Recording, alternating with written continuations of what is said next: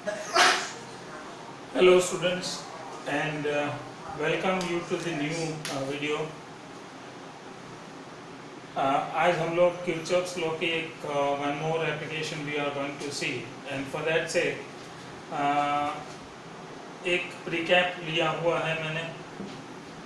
आप लोग जैसे स्क्रीन पर देख रहे हो कि यहाँ पर एक कैपेसिटर को मैंने कनेक्ट किया है बैटरी से।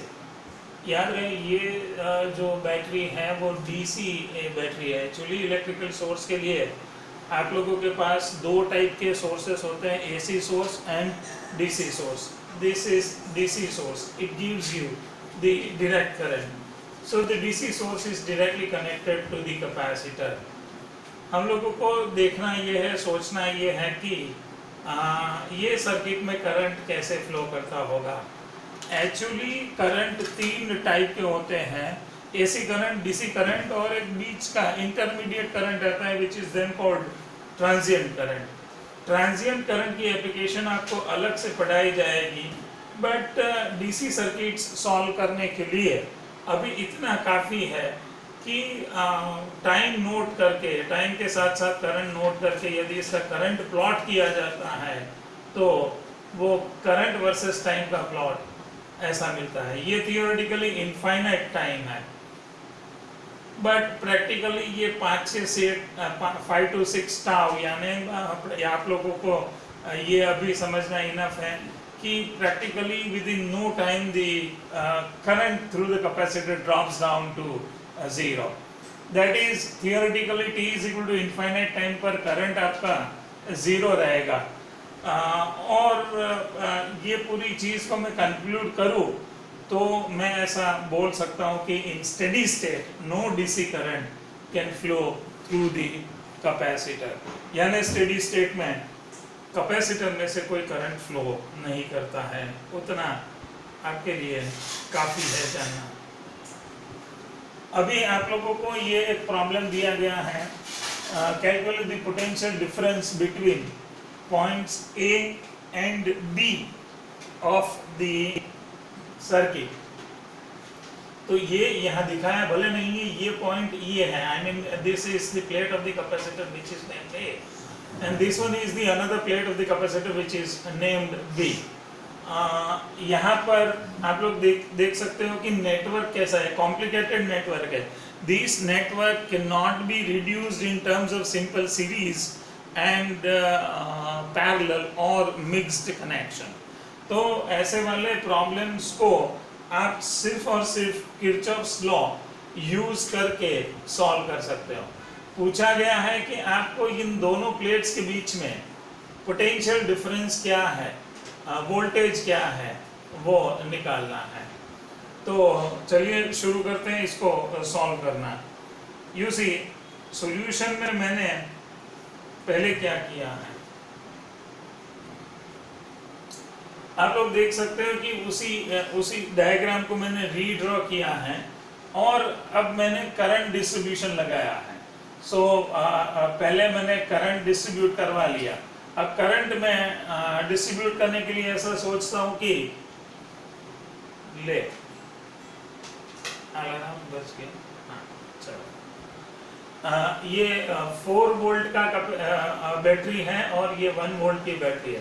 तो ऑफ कोर्स जो हायर पोटेंशियल की बैटरी है उसके पॉजिटिव से करंट थ्रेड करता होगा। यदि मैं कोई भी मन घड़त डायरेक्शन में करंट ले लूँ तो भी किरचॉफ्स लॉ अप्लाई करने के लिए प्रॉब्लम नहीं है, बट यदि मैं ऐसे अप्लाई करता हूँ तो मेरा करंट जो है वो सॉल्यूशन करने के बाद पॉजिटिव आएगा।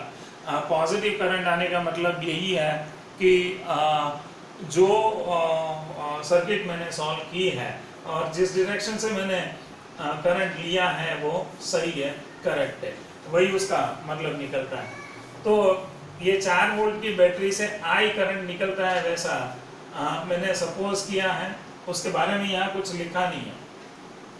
ये करंट जो है वो सी पॉइंट पर आएगा, सी पॉइंट से यहाँ पर सी एक जंक्शन पॉइंट है, तो सी से ये ब्रांच में भी करंट जा सकता है, ये ब्रांच में भी करंट जा सकता है, बट ये ब्रांच में मैंने करंट इसलिए नहीं लिया कि ये स्टेडी फ्लो का सवाल है और ये कैपेसिटर है, तो स्टेडी स्टेट में कैपेसिटर में से कोई करंट फ्लो नहीं करता है करके मैंने यहाँ करंट नहीं लिया है, तो यहाँ जो करंट आता है आई करंट आता है वो पूरा का पूरा इस ब्रांच में करंट जाएगा।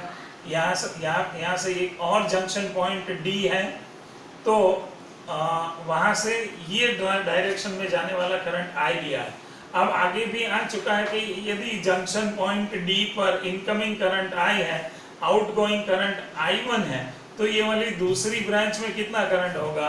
Definitely I minus I1 would be the amount of current that would be flowing through this branch। अब ये I1 जो है वो इस तरफ तो जाता नहीं, तो पूरा का पूरा I1 करंट इस तरफ आ जाएगा। ये I minus I1 करंट है वो यहाँ पर आ जाएगा, तो इस जंक्शन पर करंट आते हैं I minus I1 और I1 दोनों को सम कर दो तो that would be the outgoing current. Of course वो I होगा।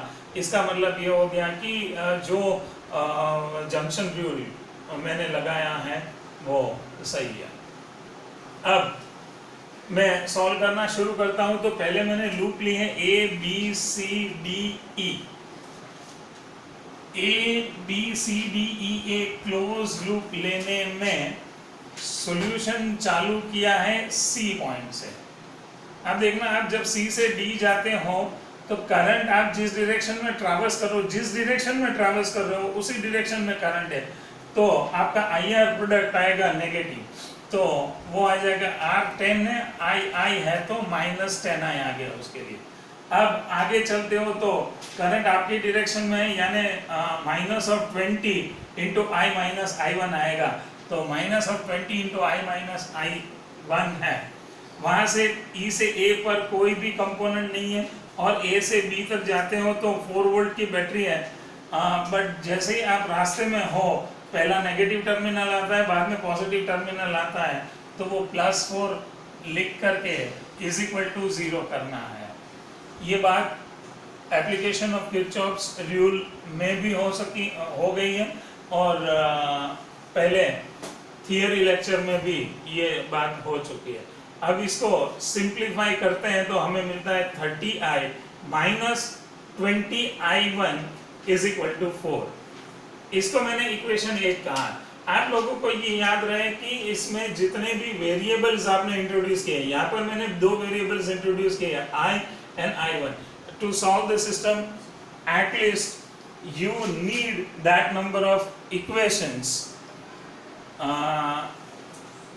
जितने कि आप लोगों ने इसमें वेरिएबल्स इंट्रोड्यूस किए। मैंने 2 वेरिएबल्स इंट्रोड्यूस किए हैं, तो I'll need at least 2 equations। So to get another equation, I take the loop C D H G E।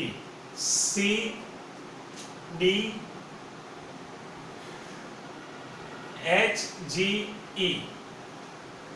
No, I'm sorry, ये गलत है, यहाँ C नहीं होगा, D ये पॉइंट यहाँ लिखा नहीं है, HGE D HGE ये वाली क्लोज लूप ले लेता हूँ और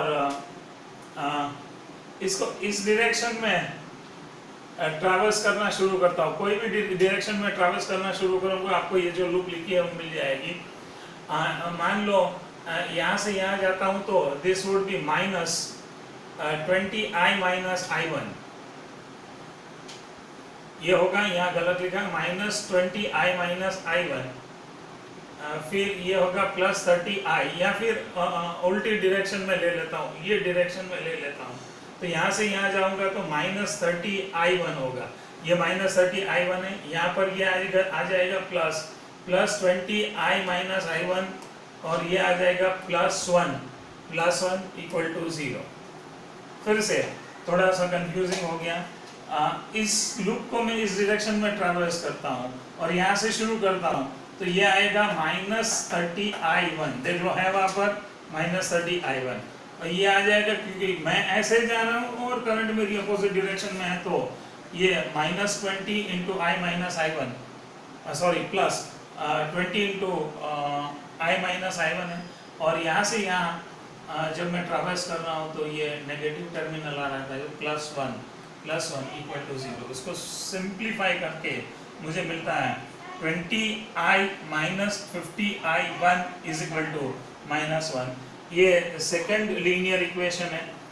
लीनियर इक्वेशन दोनों को सॉल्व करूंगे तो आप लोगों को मिल जाएगा i1 की वैल्यू और i2 की वैल्यू।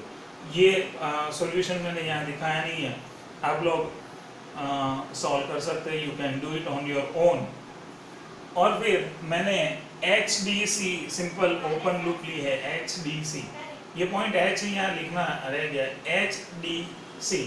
तो पोटेंशियल और ट्रैवर्स ऐसे किया है, देखो VC से ऐसा गया, तो VC ये -10i + 1 is equal to VB। VB नहीं है तो यहाँ पॉइंट H है, तो वो H है। फिर से VC -10i + 1, ये पॉइंट H है, तो इक्वल टू VH। और उसमें जब मैंने वैल्यू पुट कर दी तो मुझे VC - VH मिल जाता है 1 वोल्ट। यानी आप लोग सर्किट वापस से देखोगे तो ये पॉइंट का पोटेंशियल जो है वो B का है, ये पॉइंट का जो पोटेंशियल है वो A का है, यानी A और B के बीच का पोटेंशियल डिफरेंस 1 वोल्ट हो जाता है। Thank you.